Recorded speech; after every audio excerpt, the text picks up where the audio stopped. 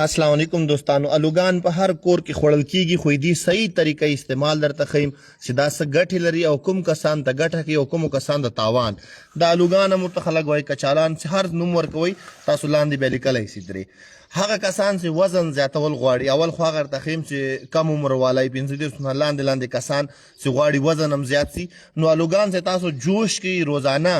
دو الوګان د شپې خوړلو سره تاسو وزن یعنی کې زیاتیږي صحیح ده یعنی کې دا یوه ونیمه میاشت تاسو استعمال کوي او خواږه دې سره بیکرۍ بسکټ سره تاسو استعمال کوي ځلوبۍ دا شیزونه بیا تاسو استعمال کوي سره وزن زیاتیږي خو دا تاوان نه لري چې تاسو وزن به بالکل صحیح پاک زیاتیږي دوايانې څومره هغه ضرر لري دوم هغه کسان چې د چا مثال بواسیر دي بواسیر والا قطعا آلو باید استعمال نه کوي چې د چا بواسیري کولمو کې ګیس پیدا کیږي هغه کس آلو ته باید نږدې ورنسي عموما چې چېرته ځي اکثر مسافر چې کومونه دي اسانه کچالان آلو پاخه کې بس خوري او باید داسې ملګري مالدري چې هغه د معدې او د کولمو دوايانې خوري هغې باندې اثر نه کوي اول چې کومه ضرر ورته رسي آلو د آلو تیزابیت لري آلو ګیس پیدا کوي په خېټه کې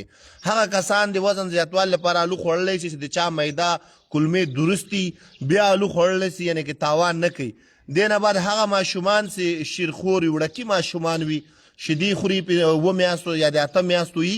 د هغه لپاره د آلو ګټه ده یعنې کې د هغوی عظمت درستی دستي ده یعنې کې کار کوي آلو ورته وخوټوئ یا ورته په شوروا کې پوخ کوي څوک چې سیرلاک یا داسې کانې ورکوي د هغه ضرورت نه صرف آلو ورته په کتغ کې چکې واچوئ چې پوخ سي بس همدا آلو په ګوته باندې میده کې لږ لږ ورکوئ هغه ماشوم دې سره وده کوي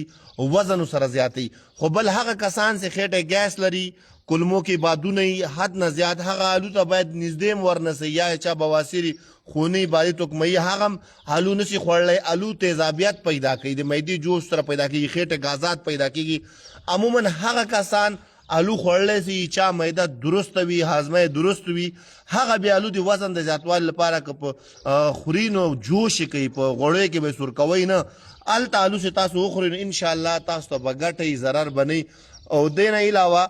کومې خویندې چې وزن زیاتول غواړي عموما داسې ښځینۍ چې هغه وزن زیاتول غواړي نو دوايانې خوري دوايانې وختي طور کار کوي وروسته بیا ضرر کوي نو تاسو د شپې خوا صرف دوه آلوګان جوش کوئ او جوش کړي دوه آلوګانې دومره یعنې کې دا تاسو استعمالوئ سیده ده خو 15 نه کم کسان چې دي هغه آلو باید استعمال کړي هغه ته ګټه رسي او که د چا معده یا د کولمو مشکلات وي نو آلو باید هم نه خوري ځکه ما دا شعور درکړه په هر کور کې آلو خوړل کیږي او نن سبا د هر کور کې چا معده چا د کولمو